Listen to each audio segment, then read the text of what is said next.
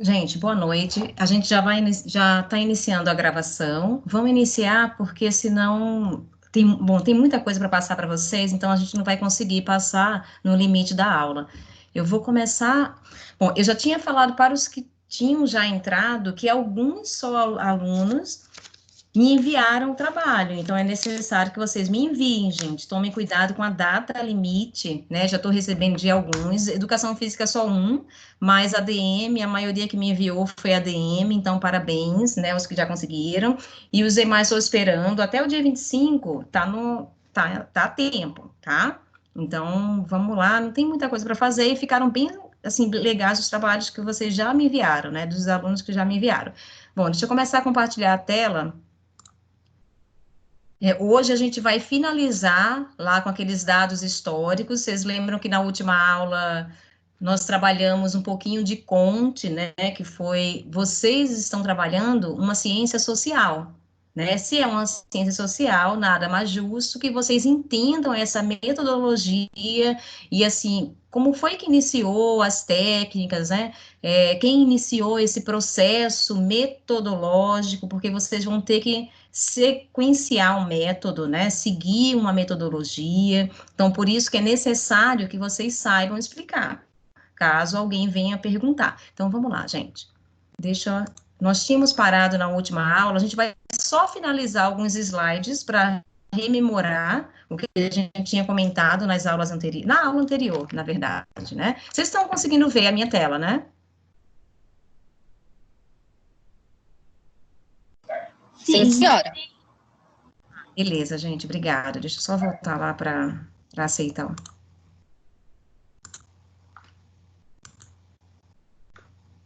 Vamos lá, continuando. Olha, muitos teóricos, eles se colocaram contra. Vocês lembram que eles queriam comparar, né? Como não se tinha ainda uma metodologia para trabalhar o método das ciências sociais, eles começaram a usar a metodologia usada, né, quando se pesquisavam as ciências naturais. Então, vamos lá, a gente tinha parado mais ou menos por aí, ciência natural e ciência social. Então, olha, muitos teóricos se colocaram contra essa forma de compreender os fenômenos sociais, alegando que os métodos das ciências naturais não conseguiriam aprender aspectos tão complexos e, por vezes, subjetivos. Por quê, gente? Porque uma ciência natural, ela tem mais ou menos o mesmo comportamento. Se eu pegar uma bactéria, se eu pegar um vírus, ele vai responder a um tratamento mais ou menos da mesma forma, né? Há alguns pormenores, mas é diferente da ciência social. Quando eu trabalho com sujeito, com pessoas, isso aí é muito subjetivo, por isso que aqui ele está colocando da subjetividade, que eu não posso. E isso aí eles discordavam, porque eles falavam que eu não posso usar o mesmo parâmetro, né, para pessoas diferentes, tá? É completamente subjetivo isso. É só para que vocês entendam, vocês precisam entender isso. Vamos lá, continuando. Após um tempo, esses debates eles levam à constituição de dois grandes paradigmas da ciência social: a explicação e a compreensão, tá? Aqui é mais para vocês entenderem, para vocês sentirem como é que era o clima até chegar aos dias de hoje, né? Então, olha, a explicação tá aqui buscava identificar leis do comportamento humano e, com isso, determinar as causas de suas condutas, assemelhando-se aos postulados do positivismo. Né? Então, imaginemos aqui, você tem um menino com X frágil, né? Um menino ele tem X frágil.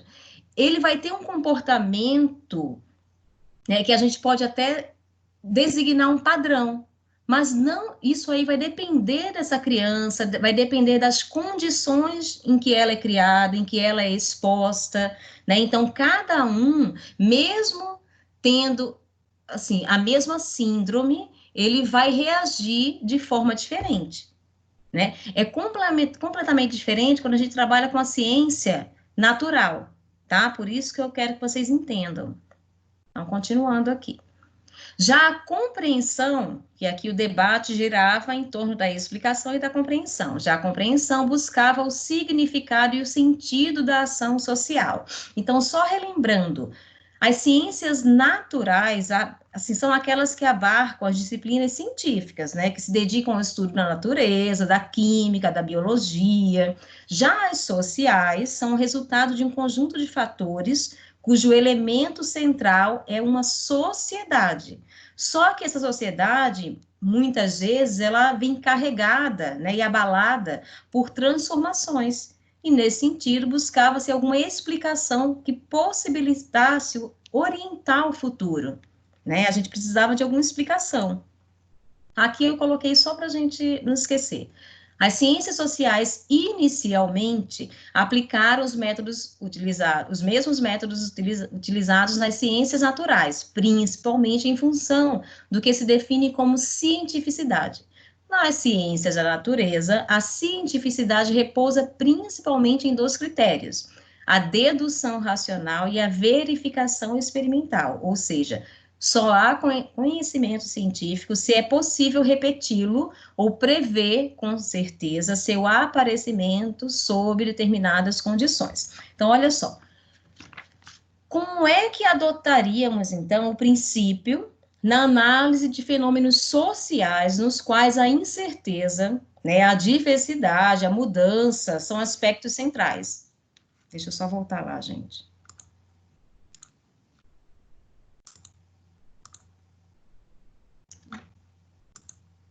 Espera um pouquinho, deixa eu só voltar.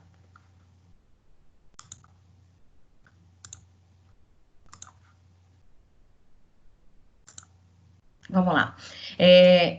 Então, olha, essa questão ainda leva muitos teóricos, ainda hoje, a questionarem se há possibilidade de as ciências sociais representarem efetivamente um campo científico. Eu não sei se vocês conseguem entender isso aqui.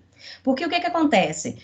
Na ciência natural, né, existe uma quase que uma certeza, né, lá do final, do meu ponto final. Na ciência social, por isso que alguns teóricos eles ainda questionam, né? Eu não posso ter certeza, dada a subjetividade, porque eu trabalho com sujeitos, né? Eu trabalho com outras variantes. Então vamos lá. Então vocês fazem, vocês alunos fazem ciência social.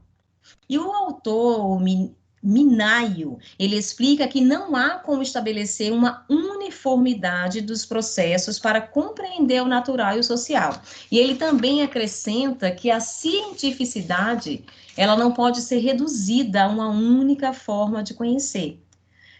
Nesse sentido, as ciências sociais, elas colocam de maneira objetiva a possibilidade de estudo dos fenômenos sociais por meio de caminhos próprios, de métodos que permitam a compreensão da realidade humana por meio de meios que eles são específicos. Então, assim, aqui ele abre uma possibilidade, um leque de possibilidades, na verdade, para o estudo, porque imaginemos quem está na educação física, né? Ele, digamos aqui, o Emerson, ele trabalha com um perfil, né, de alunos da educação física, mas se ele vai para um outro ambiente, um outro estado, outro país, com o mesmo perfil, estou falando idade, peso, altura, blá, blá, blá, não necessariamente ele vai obter os mesmos resultados, porque a gente tem variantes aí nesse outro país, né? A gente tem, inclusive, a condição emocional, a cultura, então, tudo isso são variantes, né? Então, isso a ciência social, gente, ela é específica para aquele campo de atuação. É só para que vocês tenham mais ou menos essa noção, que há assim, há uma dúvida também no meio científico, tá? Vamos lá. Professor, Oi, pode falar. não me interromper, a Amanda, eu acho que ela tá tentando entrar na aula. Vê se ela tá aí para entrar. Ah, Ela espera um mandou lá pouquinho. pro... Acabei de Obrigada. admitir. Obrigada, querida.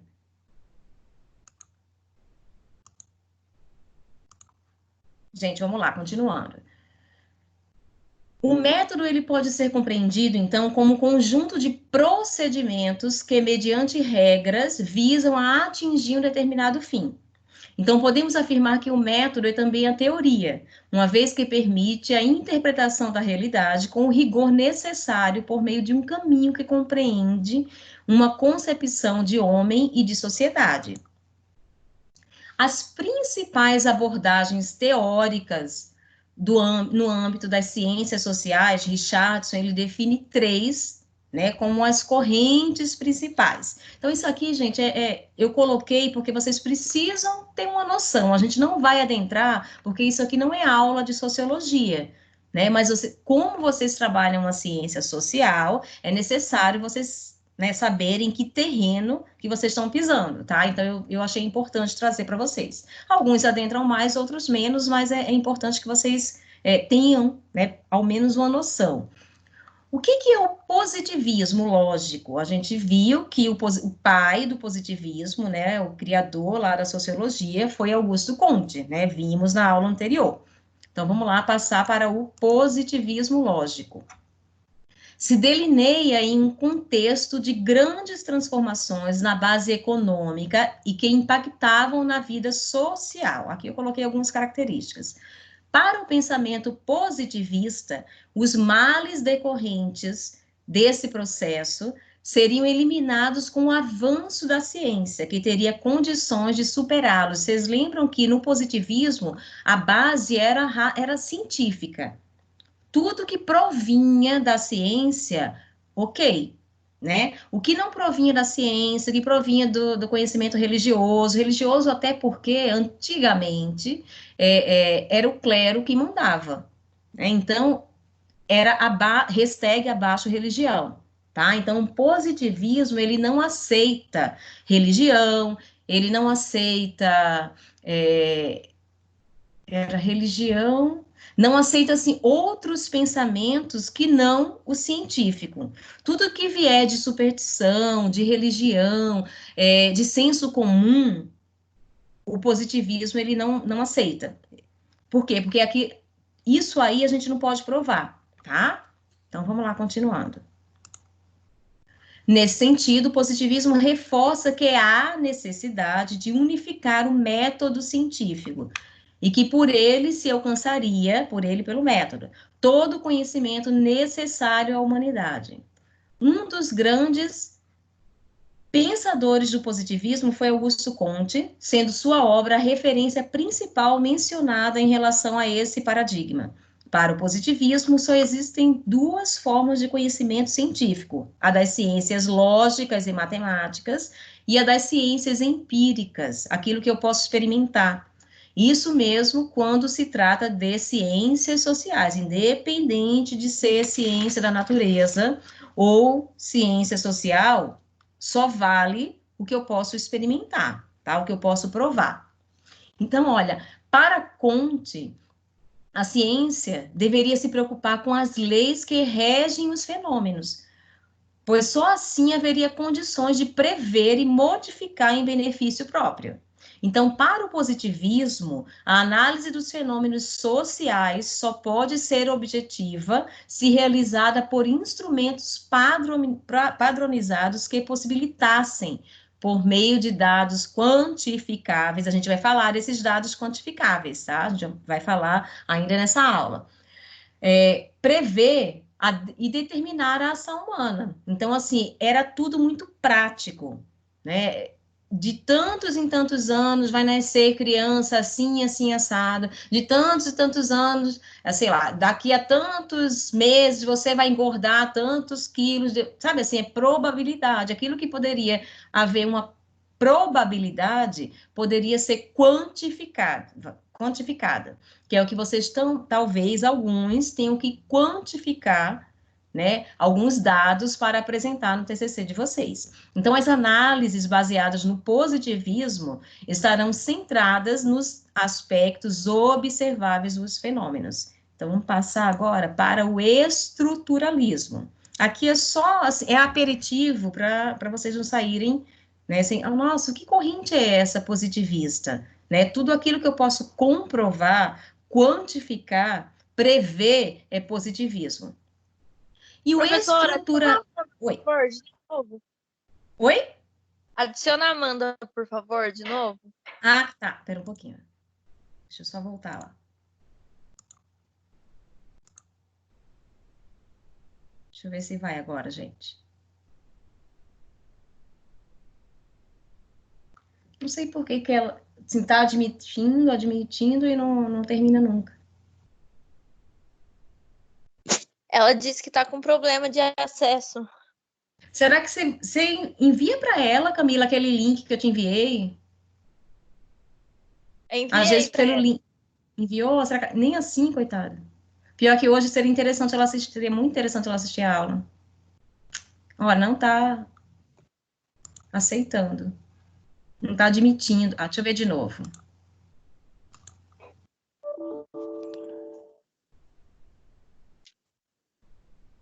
Não, o pior que é só com ela, olha. Porque os outros eu tô conseguindo admitir.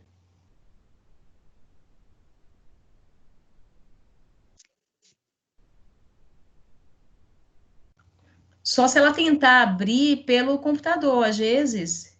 Ou então, às vezes, é a rede, né, dela, não sei. Ela tentar pelo celular, porque ela tá pelo computador. Eu falei pra ela agora tentar abrir pelo celular, porque eu tô pelo celular. É, o pior que não tá... Não tá entrando. Ela disse que vai tentar pelo celular. Tá, aí eu vou voltar para o slide. Se ela tentar entrar de novo, aí você me chama, tá?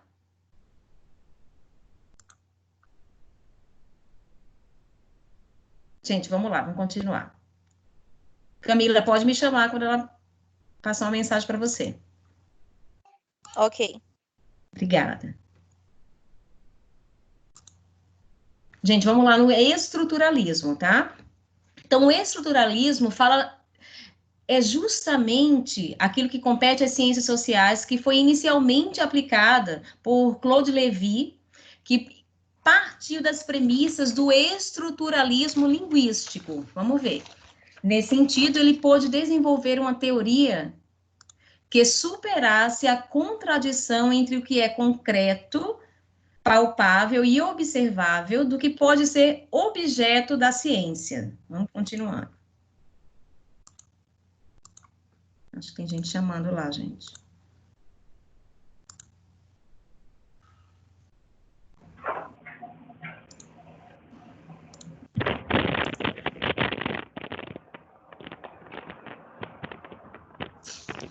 Ó, a metodologia do estruturalismo repousa na ideia de estrutura, suas características e propriedade. Tudo isso vocês vão tocar, né? Tudo isso vocês vão ter que trabalhar.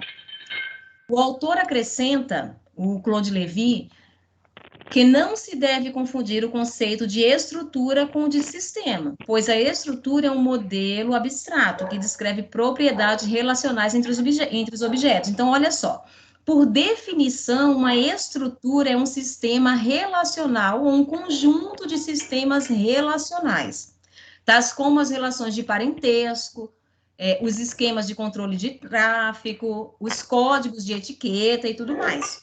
Então, uma estrutura é um todo formado por fenômenos solidários, né? Eu tenho uma estrutura que uma coisa precisa da outra. Imagina, eu não sei se, bom, alguns aqui são muito novos, mas talvez já tenham visto aqueles, quem tem filhos sabe mais ou menos aqueles blocos que a gente montava. Um precisa do outro, então ali é uma estrutura, tá? Cada um dos seus elementos depende dos outros e é determinado por sua relação com eles. Então, alguns conhecem aquele brinquedinho do castelo, sabe? Na frente tem uns retângulos, na frente tem uma pintura, como se fosse castelo. Faz sucesso na creche, professora. Isso, eles adoram, e aquilo ali é muito legal para a criatividade. Então, olha, a alteração, acréscimo ou supressão de um elemento implica acomodação e reajuste na posição dos demais, né? Então, na estrutura, um está interligado ao outro. A preocupação do estudo científico pautado no estruturalismo é a descrição em termos relacionais. Então, Richardson, ele explica que, Para uma análise estruturalista, é preciso descrever exaustivamente os fatos observados, analisá-los em si mesmos e em relação ao conjunto, tá? Então, aqui é mais ou menos o que, para vocês sentirem o que é o estruturalismo. É a descrição, né, gente? Vamos lá agora para o materialismo, tá? O materialismo a gente lembra um pouquinho de Karl Marx, né? Nessa concepção, todas as coisas que existem estão em contínua transformação. A gente lembra também do dialético, né? O que é dialético? É aquela contradição. Dialético, se a gente for lembrar da filosofia, né, dos filósofos, a gente vai lembrar que dialético é o quê? É quando a gente tem uma tese, uma antitese, né, que é uma contradição a essa tese, e aí o que a gente tem depois? Uma síntese. Tese, antitese, que dá igual a síntese, tá? E essa síntese, eles falam aqui de transformação, porque essa síntese depois vai virar uma nova tese, que vai ser refutada com uma antitese, e é então uma corrente, tá bom? Vamos lá. Então, nessa concepção, todas as coisas que existem estão em contínua transformação e seguem para o objetivo de desaparecer um dia. Aqui a gente lembra, por exemplo, se vocês pegarem um trabalho de, sei lá, de um aluno que escreveu há 20 anos, e ele falou sobre TEA. Gente, o que ele escreveu há 20 anos, possa ser que não tenha nada a ver com o que se faz hoje, né? Análise comportamental desse menino, né, que tem esse transtorno. Então, assim, há um materialismo dialético aqui, nessa observação, tá? Olha, o materialismo porque defende que o mundo exterior existe, material, fora da consciência. Fora da consciência, os fenômenos têm existência própria, independentemente do fato de sobre eles pesarmos ou não, tá? Então, assim, é fato, existe. Pode-se afirmar que o materialismo entende a matéria como uma categoria que indica a realidade objetiva. Então, Richardson, ele elucida que dois são os princípios fundamentais do materialismo dialético. Qual é o primeiro? O princípio da conexão universal dos objetos e fenômenos e o princípio de movimento permanente e desenvolvimento. O que é? Ah, tá, gente. Deixa eu só finalizar aqui para vocês, que a gente vai adentrar um pouquinho ao projeto de pesquisa, tá? Então, olha, a dialética, ela adquiriu um sentido mais amplo, só vou explicar um pouquinho isso aqui, do que tinha em sua origem. Porém, essa essência permanece sendo analisada, né, nas contradições das realidades, que foi o que eu falei. Você tem uma tese, uma antitese e uma síntese. Então, existe uma transformação, inclusive da natureza. Então, o primeiro princípio da conexão universal dos objetos e fenômenos é que todos os fenômenos estão interligados, estão determinados mutuamente. Né? Em relação ao princípio de movimento permanente e desenvolvimento, tudo está em constante movimento e desenvolvimento. Né? Existem transformações, como eu dei aqui o exemplo do aluno que escreveu acerca do autismo, né, há 20 anos. Era analisado sob uma óptica, e hoje em dia é analisado sobre outras ópticas. Por quê? Porque houve uma evolução, nada fica parado. Deixa eu só aceitar aqui, gente. Nossa, tem bastante. É isso que eu ia falar, o pessoal tá mandando no grupo. Acho que Professora, vai... tem um microfone ligado. Ah, não. Aí eu vou até... dando interferência. Eu vou desligar até tudo, gente. Aí, se vocês precisarem falar, vocês desativam, por favor. Foi. Vamos lá, deixa eu voltar.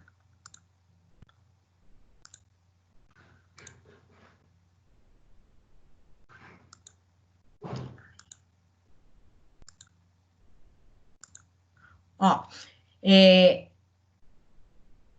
materialismo dialético, outra coisa também que eu tinha esquecido, não é possível analisar um fenômeno, uma organização, por exemplo, sem relacionar esse fenômeno ao contexto no qual é localizada.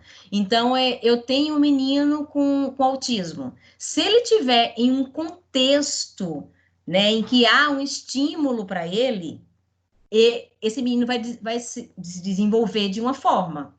Se ele tiver um outro ambiente em que não há um estímulo ao desenvolvimento, o desenvolvimento dele vai ficar um pouco mais lento, né? Então, o materialismo dialético, ele traz justamente isso, esse movimento, tá? Essa diferença, essa dialética, que nada é igual, tudo muda, né? É uma mudança constante. Então, vamos lá, gente. Aqui a gente finalizou essa parte histórica, tá? Então, assim, a gente trouxe o positivismo, o estruturalismo e o materialismo. Professora, vou super, hiper, mega, master precisar disso? Não sei, não necessariamente. Mas possa ser que alguns precisem. Ah, se eu não precisar? Gente, se vocês não precisarem, vocês estão aqui, né, estão na faculdade, então vocês precisam entender por que que vocês se enquadram em uma ciência social. Não é natural, é social, ok? Então, vamos passar agora, eu gostaria muito que vocês prestassem atenção, porque a gente vai trabalhar o projeto de pesquisa. Eu vou ver se eu consigo... Tá, pera um pouquinho, deixa eu só entrar. Pedindo para entrar. Deixa eu ver se agora vai. Ai, agora foi, Amanda.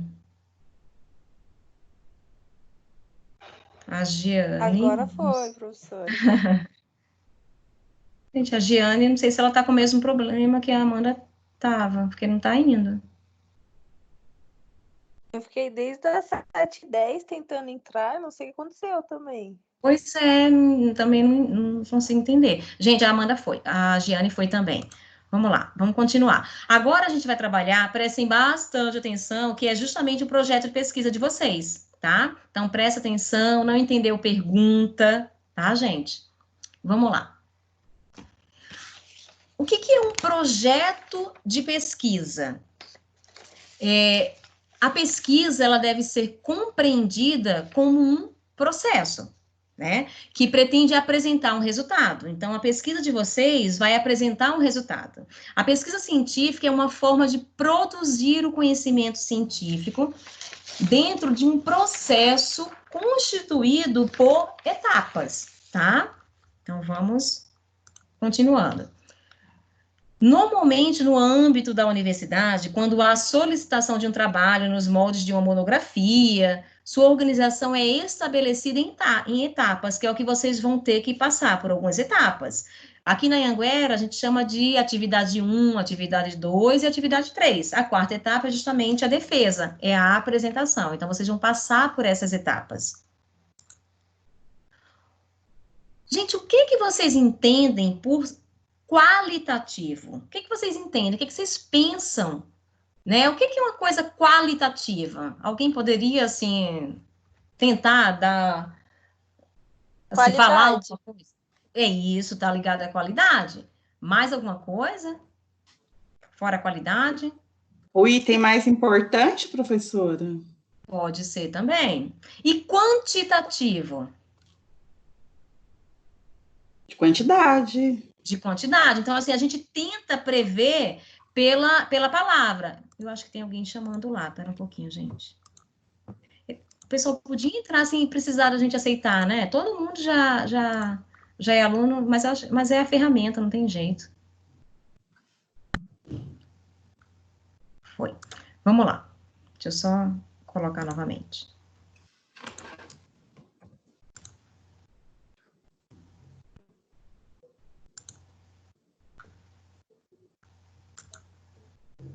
Olha só.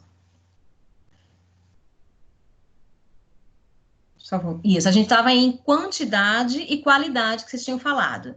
Só que, gente, quando a gente se refere a pesquisas qualitativas no âmbito das ciências, no caso de vocês, ciências também, só que ciências sociais, a gente não quer afirmar, né, essas pesquisas serem com qualidade ou não, porque a gente entende que todas têm qualidade.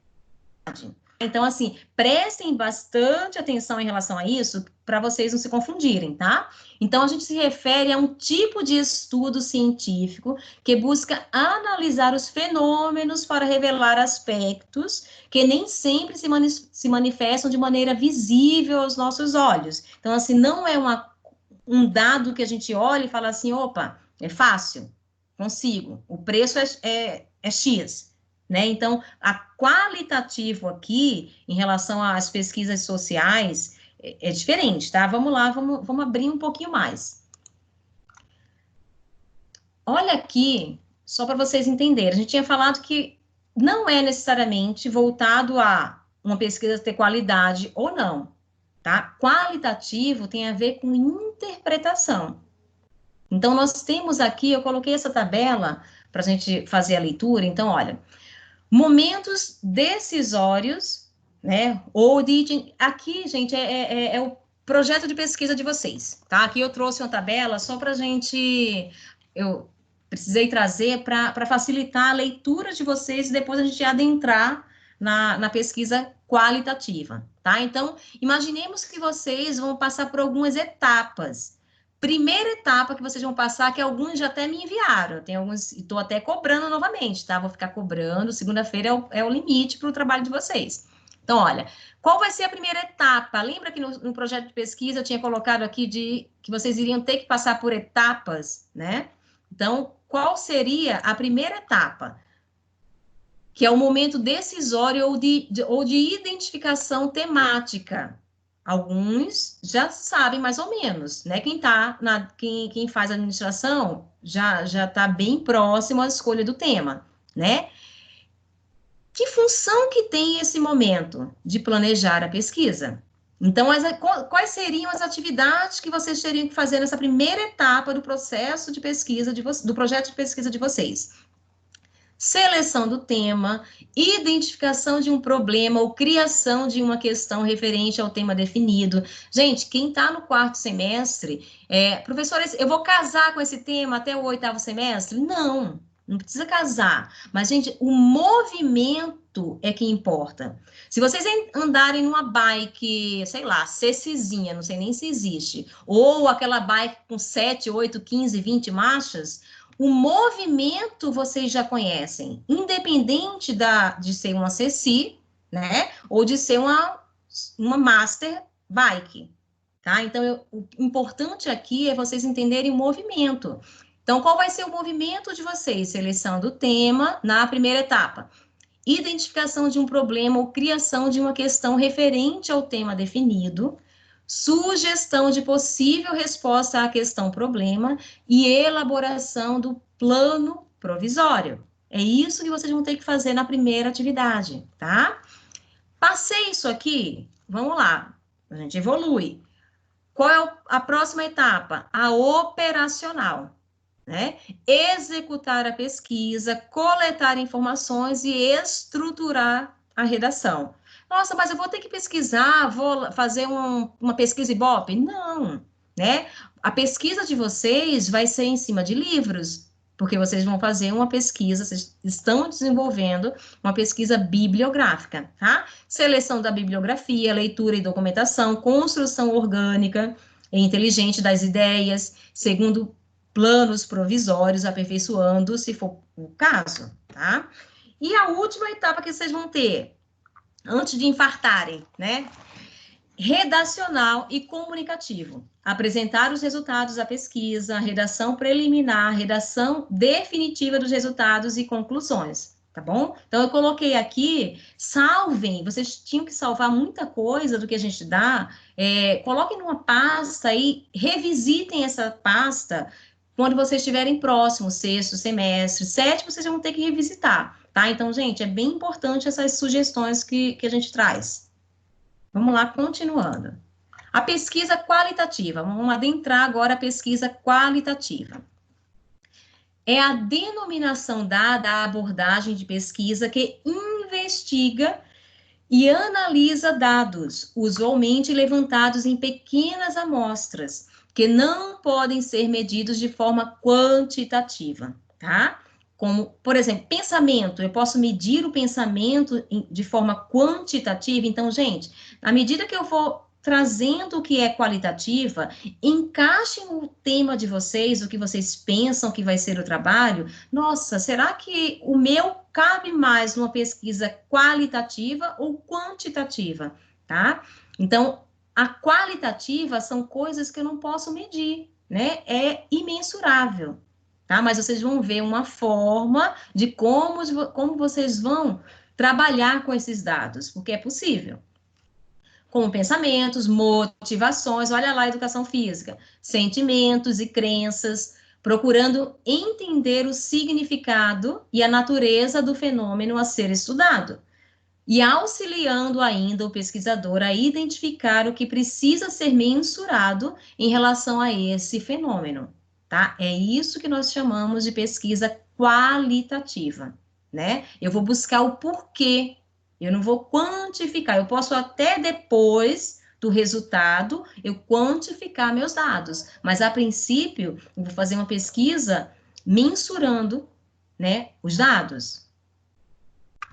Quando nos referimos a pesquisas qualitativas no âmbito das ciências, nos referimos a um tipo de estudo científico que busca analisar os fenômenos a partir de uma abordagem centrada num paradigma compreensivo do fenômeno. Tá? Então, assim, não quantos comem hambúrguer? 5. Quantos são vegetarianos? Né? 2. Não é assim, né? 5 e 2, aí é quantitativa, é quantidade, né? Qual o motivo pelo qual você não come mais carne? Né? É uma qualitativa, tá? Então, vocês precisam saber disso, na ponta da língua. Vamos lá. A pesquisa qualitativa se preocupa com um nível de realidade que não pode ser quantificada. Ela trabalha com um universo de significados, motivos, aspirações, crenças, valores e atitudes, o que corresponde a um espaço mais profundo das relações, dos processos e dos fenômenos. Gente, muitos de vocês aqui vão se debruçar em cima de pesquisa qualitativa, tá? Então, assim, prestem atenção que tipo de pesquisa que vocês vão fazer. Eu estou falando por alguns, assim, baseado em alguns trabalhos que já me enviaram, aquele nosso trabalhinho. Só finalizando aqui a qualitativa, cuidado pra vocês, porque parece um trava-língua, né? A gente se confunde. Então, assim, finalizando a qualitativa. Então, na escolha do tema do trabalho a ser desenvolvido por vocês sabem que o foco de estudo, o objeto de análise, ele partirá de uma necessidade de um problema, né? Vocês vão ter lá o tema e vocês vão ter que apresentar um problema. Então, imaginemos que você decida compreender o fenômeno da falta de interesse dos alunos em relação a uma determinada disciplina. Tá? Então, imaginemos isso. A Amanda tem uma sala de aula, os alunos vão super bem, fecham a prova de português e de matemática, né? Então, assim, imaginemos que ela vai se debruçar em cima disso, né? Só que ela trabalha numa escola particular, né, em que português, ela é professora de português, e o professor de matemática é outro. Aí ela chega na reunião, no conselho de classe, fala assim, nossa, mas Joãozinho é top em português, olha a escrita dele, em matemática o menino, coitado. Né? Então, assim, vão ter que pesquisar. E essa pesquisa é qualitativa, tá? Então, obviamente, o pesquisador terá que escolher qual será o método que utilizará para checar as causas envolvidas nesse problema. Nossa, será que a Amanda é bonita? Não sei. Vamos lá. Assim, dependendo da abordagem do problema, a pesquisa pode se classificar como quantitativa ou qualitativa. Vai depender da maneira que vocês tratem. Tipo assim, quanto tirou em português? Tanto. Quanto tirou em matemática? Tanto. Aí é quantidade, né? Mas a qualitativa, vocês vão fazer uma outra abordagem. Então, se a intenção... Gente, tudo bem até aí? Se alguém tiver alguma dúvida, fale agora ou cale-se para sempre. Professora. Mentira. Oi, pode falar. Só uma pergunta. Eu posso, assim, eu tenho que sempre escolher um método ou vai ter algumas situações que eu vou ter que usar os dois métodos numa pesquisa só? A quantitativa e a qualitativa, você está falando?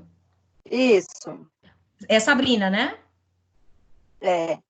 Então, Sabrina, se você pode, assim, há temas que você pode só apresentar uma pesquisa quantitativa, vai depender da sua temática.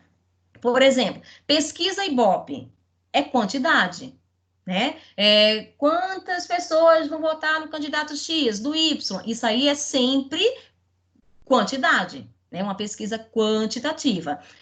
A sua vai depender do seu tema, pode ser uma pesquisa de início qualitativa, porque você vai tentar mensurar, tentar saber o porquê daquele comportamento de muitos jovens hoje em dia seguirem uma filosofia vegana e blá blá blá. E depois da qualitativa, você, se quiser, pode apresentar uma pesquisa quantitativa. Em um universo de tantos jovens, 10% se consideram veganos, 10% vegetarianos, entende? Então, assim, se você quiser, mas a princípio, se o seu objetivo é descobrir o porquê, né, a causa, né, que valor que eles atribuem, né, a esse não comer animal, não comer nada que seja vivo, né, você vai descobrir essa causa, a sua pesquisa é qualitativa, tá? Tudo bem?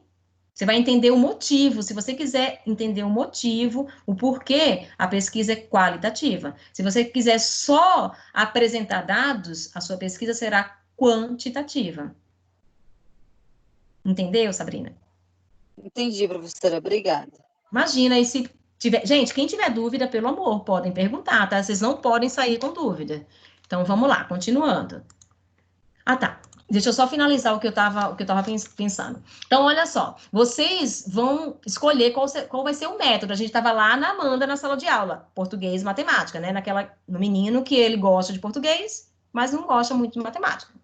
Então, dependendo da abordagem do problema, a pesquisa ela pode se classificar em quantitativa ou qualitativa. Só que, gente, se a intenção é analisar as causas do desinteresse dos alunos em relação a uma determinada disciplina, né, todo esse processo vai contar com a participação mais efetiva do pesquisador. Ele terá que então, alguém vai ter que observar as aulas, né, o fenômeno mais de perto. Vai ter que se deslocar para a escola, assistir às aulas daquele professor X, assistir às aulas do professor Y, né? E no caso do questionário aplicado aos alunos daquela salinha lá, do 4º ano ou do 5º ano, é claro que as opiniões elas vão divergir, né? Por quê? Porque é individual. Vocês lembram do materialismo histórico, né? Que é a última lá. Eu passei para vocês, por isso que a gente precisa trabalhar um pouquinho, né? Voltar um pouquinho e trabalhar o positivismo, estruturalismo e materialismo. Porque para vocês terem essa noção, né, de que uma pesquisa quantitativa, ela vai variar, dependendo do sujeito, porque o nosso sujeito é social. A pesquisa de vocês tem cunho social, tá? É uma análise científica social. Então, olha, a pesquisadora, a coordenadora da escola, vai ter que chamar alguém, né, porque os pais estão pagando, eles querem saber a causa do desinteresse. Não vai ser só uma quantidade que vai evidenciar isso. Vai ser o porquê. Se eu quero saber o porquê, eu vou ter que me debruçar em pesquisas qualitativas, tá? Então, olha, podemos dizer que a pesquisa qualitativa tem um caráter exploratório, uma vez que estimula o entrevistado, né, o menininho, aquela sala, a pensar e a se expressar livremente sobre o assunto em questão. Então, na pesquisa qualitativa, os dados, em vez de serem tabulados de forma a apresentar um resultado preciso, eles são retratados por meio de relatórios. Então, o pesquisador vai ter que fazer um relatório, a orientadora pedagógica vai ter que ir lá na sala e fazer um relatório, né, levando-se em conta aspectos tidos como relevantes, como a opinião, né, dos entrevistados, o comentário, né, geral. tá? Então, gente, pesquisa qualitativa a gente faz o tempo inteiro, de verdade. Aí, às vezes, o aluno fala assim, nossa, mas aí é muito difícil. A gente faz. No nosso trabalho a gente faz, a gente procura saber, a gente pesquisa. Muitas vezes a gente não oferece um relatório final, mas isso aí a gente faz o tempo inteiro, tá? Então, a gente pede o relatório, principalmente vocês que são novinhos, vocês passam em scanner quando estão querendo namorar, né? Vamos lá, continuando. Vamos passar agora para a pesquisa quantitativa.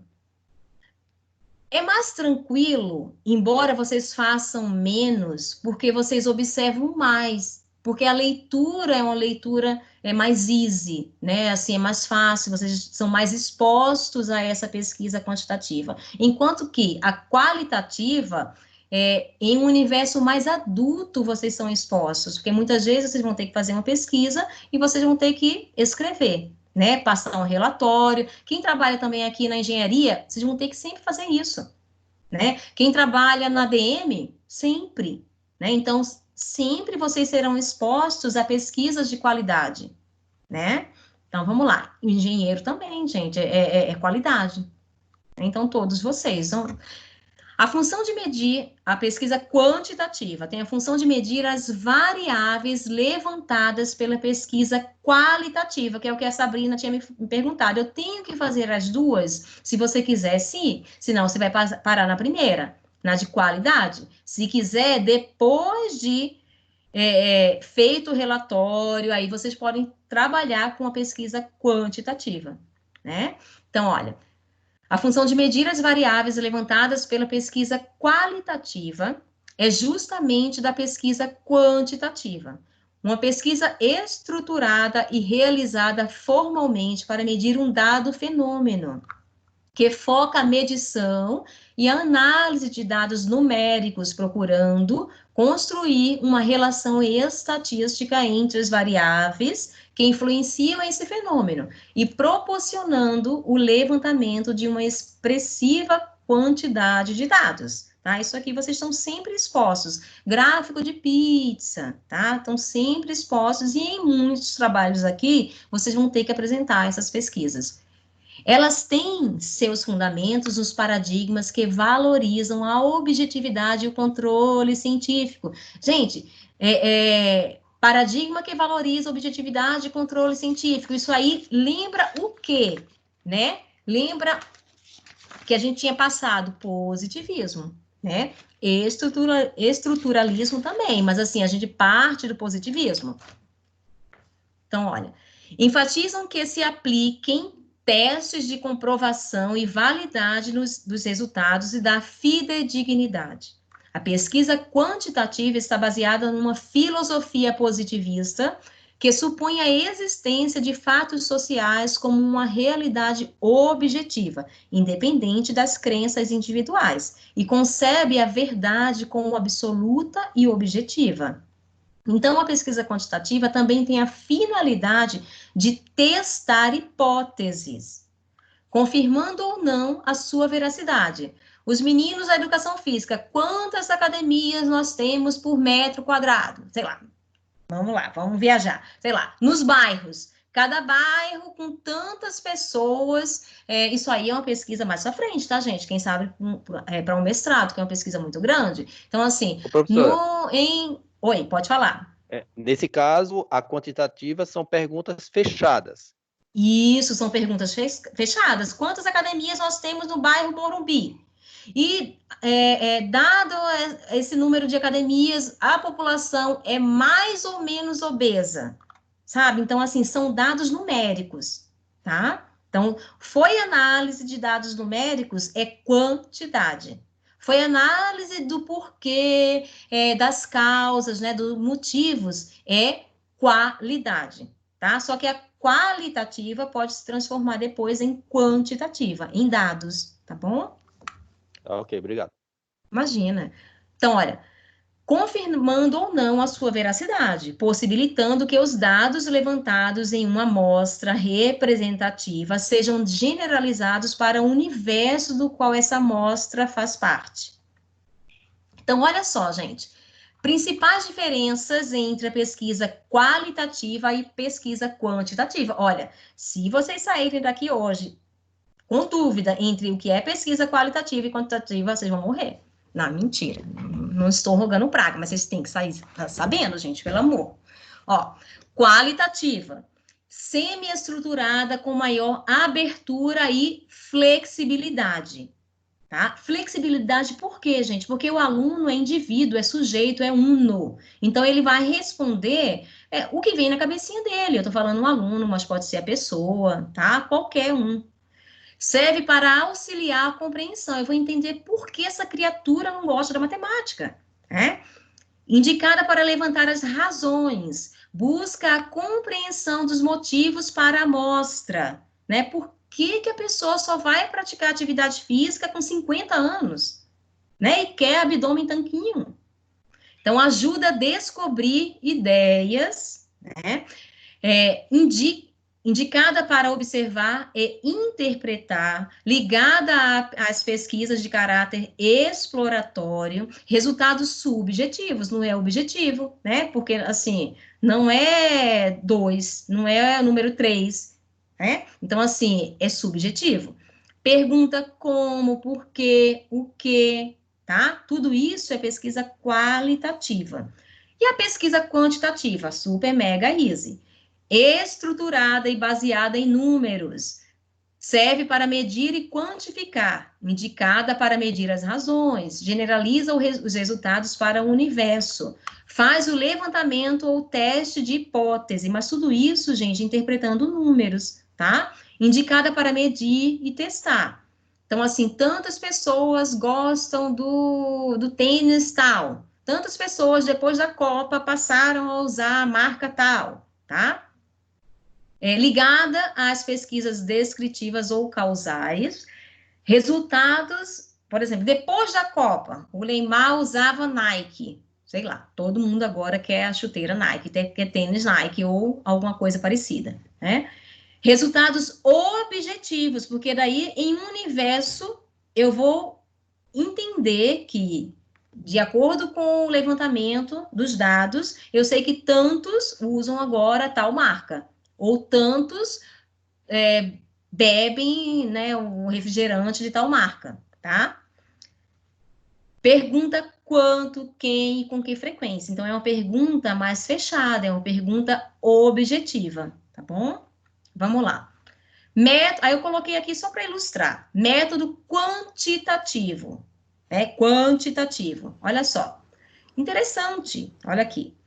Apenas um entre 75 pessoas experimentou. Aqui é taco grátis, né? Então, só uma pessoa de 75 que passaram experimentou o taco. Alguém tem alguma dúvida, gente? Continuando. Método... Professora, eu queria... Pode falar. Professora, não, eu só queria tirar uma dúvida que eu acho que eu tô meio confusa. Quem está falando? É a Giane? Na verdade, para eu fazer uma... Isso. Ah, tá. Eu mesma. Pode falar, Giane. Para eu fazer uma quantitativa, é necessário passar pelo qualitativo ou não? Para você fazer uma quantitativa... Aí que está cortando a ligação. Isso. Ó, tá, então, olha, a quantitativa não necessariamente. Por exemplo, se você, na sua sala de aula, quiser fazer uma pesquisa quantitativa em relação a quantos alunos faltam na sexta-feira.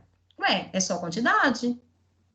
Agora, se você for procurar querer saber o interesse, assim, o motivo, se você quiser se interessar a saber o motivo que faz com que esses alunos faltem na sexta, aí você vai apresentar uma pesquisa qualitativa. Agora, se você só quiser saber quantos alunos faltam na sexta, eu tenho 40 alunos na sala. Deixa eu ver, 25 faltam. Não, 25 é muito, né? 20 faltam. Então, metade dos alunos faltam toda sexta-feira. Tá? Então, você vai apresentar dados quantitativos, não necessariamente. O que normalmente acontece é que a pessoa que se debruça em cima de uma pesquisa qualitativa, depois, até para ornar, né? Porque vocês precisam de uma leitura, por exemplo, no banner de vocês, se vocês forem fazer uma pesquisa, se debruçar, um exemplo, gente, uma pesquisa qualitativa, fica mais fácil uma leitura rápida no banner se vocês transformam o resultado da qualitativa em dados quantitativos, tá? Tantos meninos que têm dificuldade de, sei lá, leitora e escritora no início do ano, conseguiram realizar uma boa proficiência leitora e escritora no final do ano. Aí vocês podem apresentar um dado quantitativo depois, tá? Em geral, se você quiser fazer só essa, pode fazer só essa. Agora, se vocês quiserem aproveitar para um resultado, uma leitura rápida, vocês podem também fazer a qualitativa e depois apresentar uma quantitativa, porque a leitura é rápida. Tudo bem, Gi? Entendeu? Ok, entendi. Tá, se tiver mais dúvida, pode apresentar, tá? Pode perguntar, gente. Olha só, método qualitativo. Tá O robô pergunta. Aqui ele só apresentou, gente. Aqui o robô só apresentou dados. 71 de 75 experimentou. Olha aqui ele. Pode me dizer como se sentiu ao experimentar os tacos grátis? Aí o entrevistado, bom, para dizer a verdade, surpreso e um pouco desconfiado. Aí vem outra pergunta, por quê? Tá? Então, aqui, como tenho interesse de saber o motivo, a causa, aqui é uma pesquisa qualitativa. Ok, gente? Vou passar. Se não entenderem, podem perguntar. Coloquei uma outra ilustração. Dados qualitativos. Isso é excelente, eu gosto. As respostas são individuais, não são respostas fechadas. Gente, deixa eu só voltar lá para fechar o... Ninguém quer... Eu estou na minha casa. Eu estou produzindo TCC.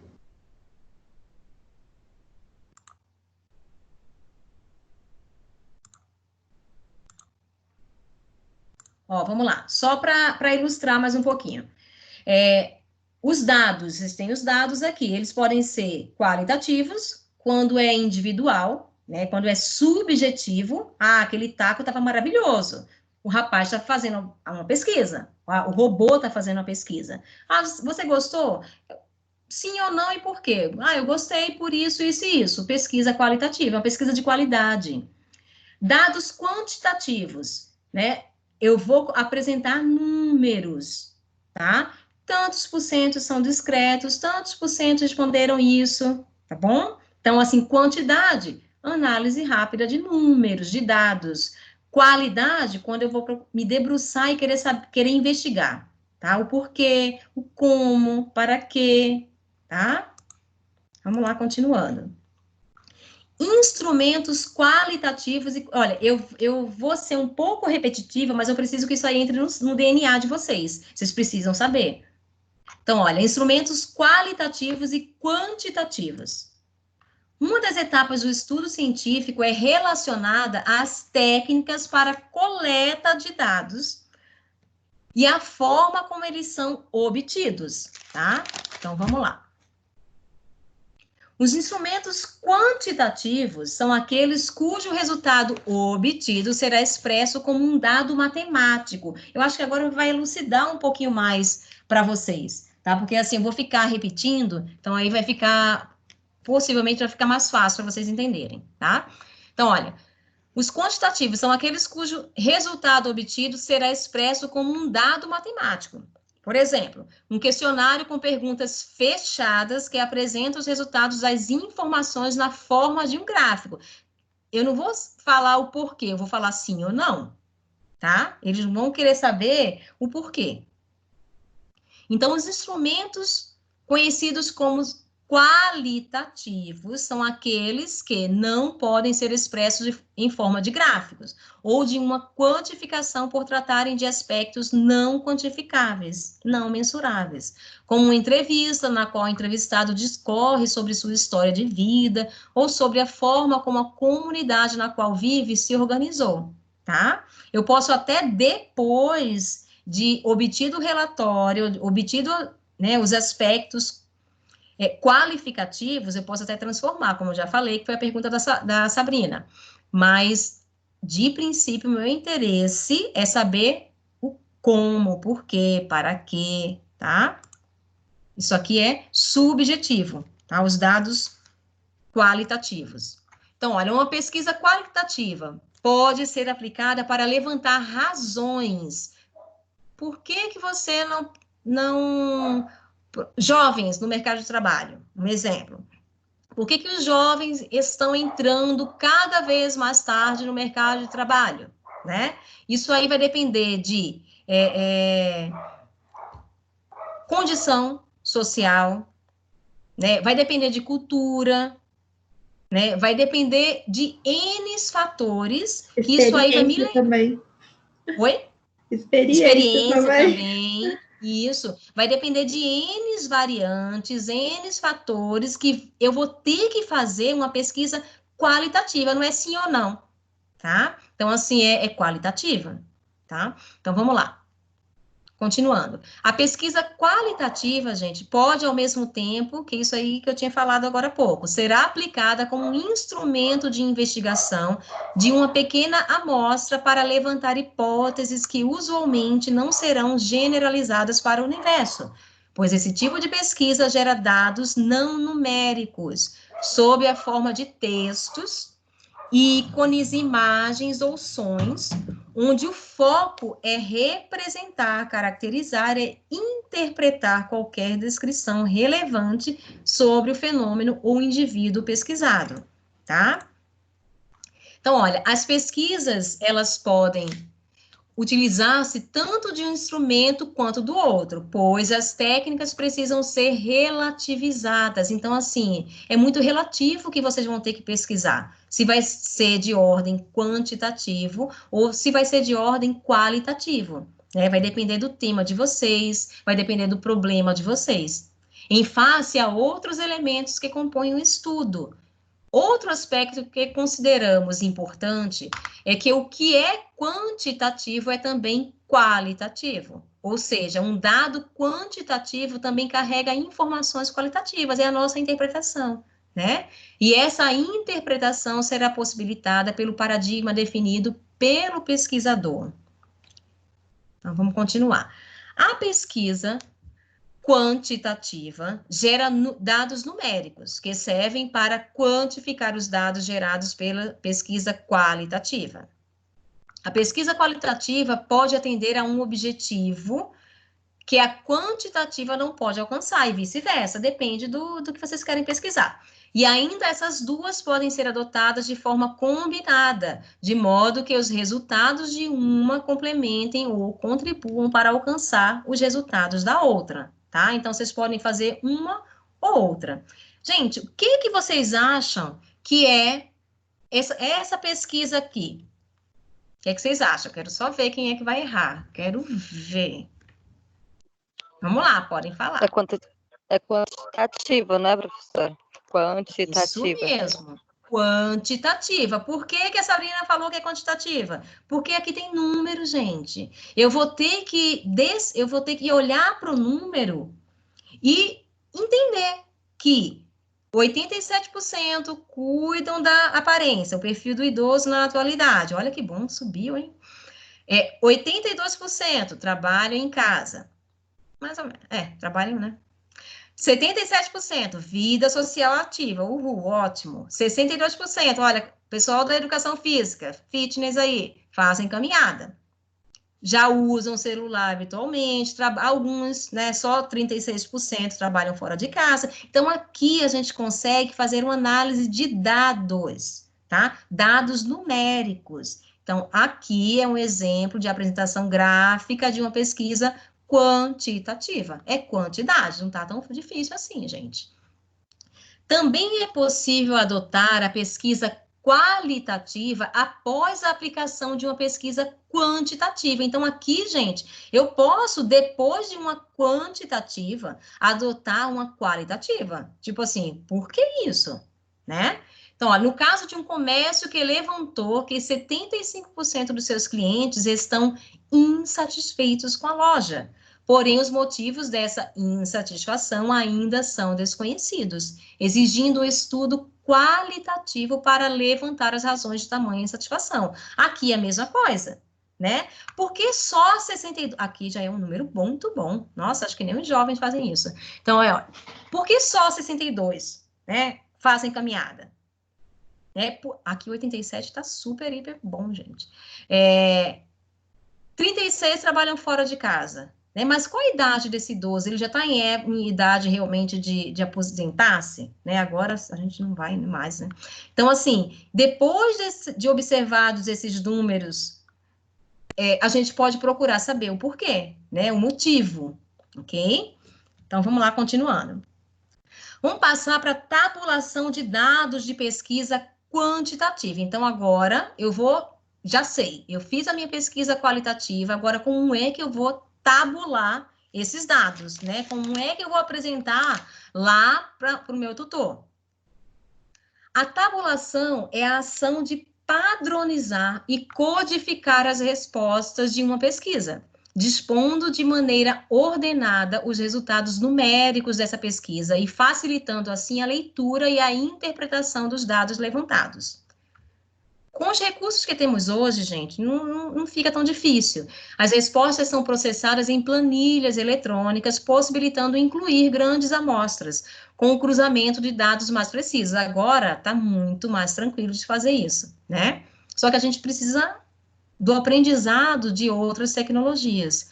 As tabulações estão diretamente relacionadas com os tipos de perguntas e os tipos de escalas de respostas que compõem um instrumento de pesquisa. Então, olha, a tabulação simples é adotada, presta atenção o que vocês vão ter que tabular no trabalho de vocês, tá? É bem bacana a gente apresentar essas tabulações ou alguns gráficos, quando a gente vai colocar, fica lindo, inclusive, o banner de vocês, fica bem legal, é bem bacana. E outra coisa, na hora da interpretação, tá ali. Então, vocês não precisam ficar, ai meu Deus, o que eu vou falar? Tá ali, é só analisar. A tabulação simples é adotada quando o participante responde a uma pergunta e tem a possibilidade de escolher apenas uma resposta entre as alternativas. Nesse tipo de tabulação, preste atenção, o número de respostas é exatamente igual ao número de participantes, não tem alteração. Então, aqui, ó, na tabulação simples, eu tenho o número de respostas, tá? Exatamente igual ao número de participantes, tá? O número de respostas e o número de participantes. Então, aqui, ó, na tabulação simples, qual é a sua faixa etária? Então, nós temos menos que 18 anos, entre 19 e 25, tal. Então, cada um só tem uma possibilidade de resposta. É uma tabulação simples, tá? Vamos lá passar para a próxima. Então, além da tabela, gente, o resultado de uma tabulação, ela pode ser apresentada por meio de gráficos, que fica lindo, e vocês colocam colorido, tanto no trabalho, quanto no banner, fica bem legal, é uma sugestão que eu dou, tá? E facilita muito a leitura, a interpretação. Se o pesquisador precisar mostrar os resultados absolutos, com a quantidade de frequência em cada possibilidade de resposta, poderá, assim, fazê-lo com o uso de colunas, tá? Então, eu vou mostrar o resultado com a quantidade de frequência. Eu tenho aqui um gráfico de colunas. Qual é a sua faixa etária? Menos de 18 anos, entre 19 e 25, tá? Então, aqui é só uma outra possibilidade de gráficos. Eu tenho aqui 7 pessoas, a interpretação. Então, imaginemos que você coloca o gráfico no banner de vocês. Na hora da defesa, é fácil, olha. 7 pessoas têm menos que 18 anos. Já temos 12 pessoas entre 19 e 25 anos. Gráfico é muito legal vocês apresentarem, tá? Então, assim, incorporem essa ideia.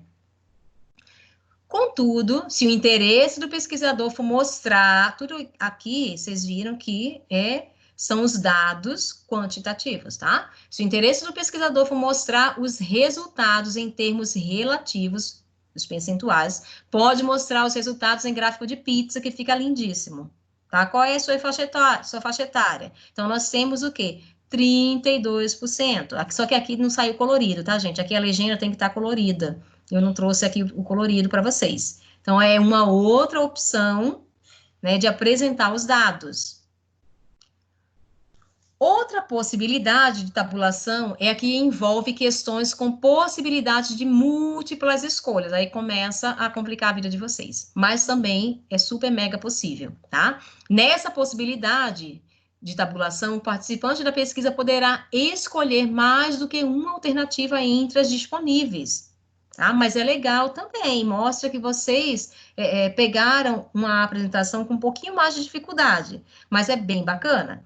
Então, ó, na tabulação de respostas múltiplas, se calcula o resultado relativo com base no total da frequência de respostas, implicando porcentagens diferentes da frequência de cada resposta, tá? Então, aqui nós temos respostas múltiplas. Professora, como assim respostas múltiplas? Eu tenho mais de uma possibilidade de resposta para cada pessoa. Então, olha, o que o leva a escolher uma farmácia para comprar seus medicamentos? Escolha quantos motivos quiser. Preços baixos? Sim, claro. Variedade? Sim. Localização? Sim. Atendimento, confiança, tá? Então, cada entrevistado pode escolher mais de uma resposta, tá? Então, é uma possibilidade também para vocês.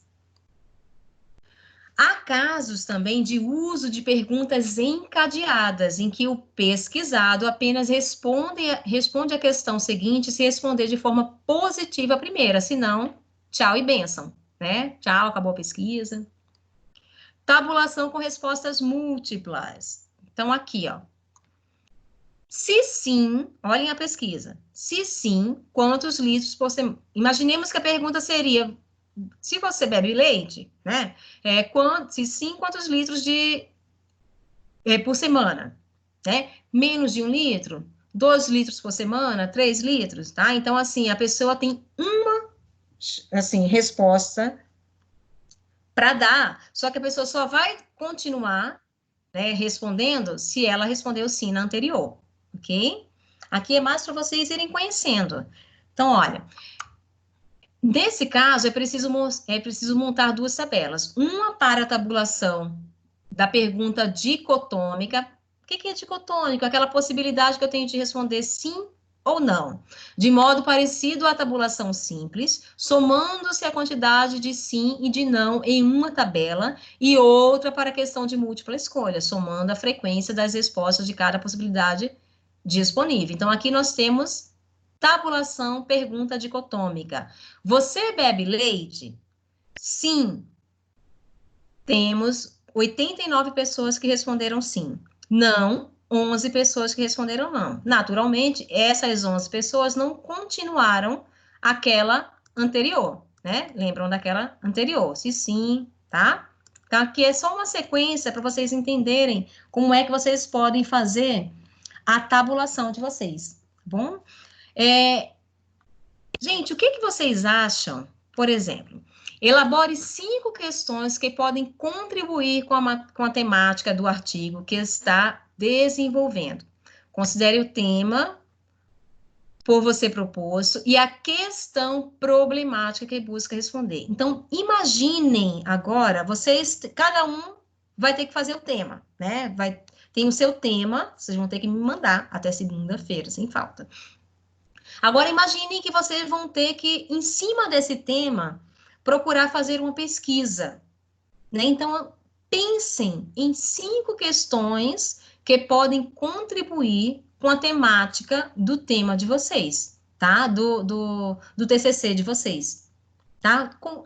Mas eu vou trabalhar em cima de, sei lá, deixa eu ver, alguém que já tenha me enviado. Filosofia para criança. Dos benefícios da atividade física na terceira idade. Então, que perguntas que eu poderia colocar? Né? Quem vai responder é o meu, né, cliente da terceira idade. Né? Que motivo levou a fazer atividade física nesse momento? Sente alguma dor? Sabe essas coisas? Então, a Amanda lá, que os alunos adoram a aula de português dela, em compensação, não gosta de matemática. Por que vocês gostam da minha aula? O que é mais interessante? Então, cada um procurando elaborar 5 perguntas. Eu não vou pedir, já estou adiantando, eu não vou pedir que vocês façam uma tabela, nada disso. Eu só quero que vocês pensem, tá? Só quero que vocês façam esse movimento de pensar.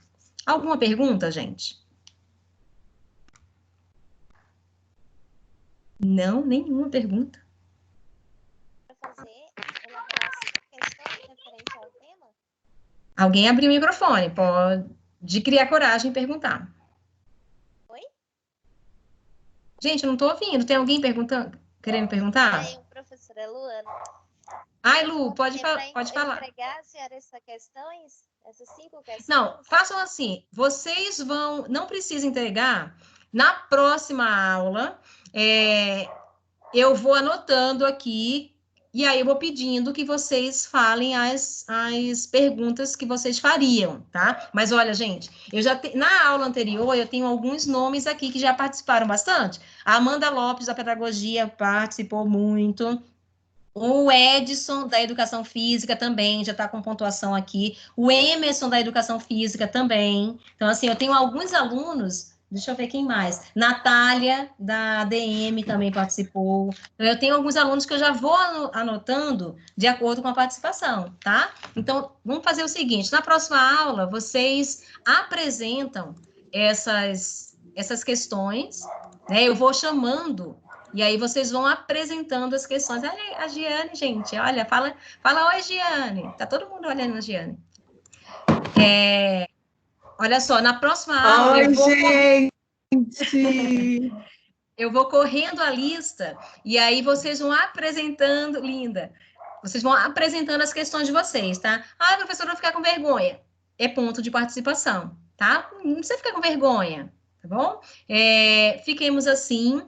Mais um puxão de orelha não, que vocês estão no prazo. Então, por favor, me enviem os trabalhos. A gente tem até segunda-feira que vem sem falta, dia 25, tá? Desejo a todos vocês uma excelente semana. Muito obrigada pela presença. E na próxima segunda a gente se encontra. Ok, gente? Fiquem com Deus. Beijinho. Tchau, Gi. Ok, professora. Tchau, gente. Com semana. Deus. Tchau. Boa semana. Tchau, professora. Boa noite. Boa noite. Fiquem em paz. Professora, Oi, pode falar. professora, Pode sabe o falar, que tô eu aqui. queria?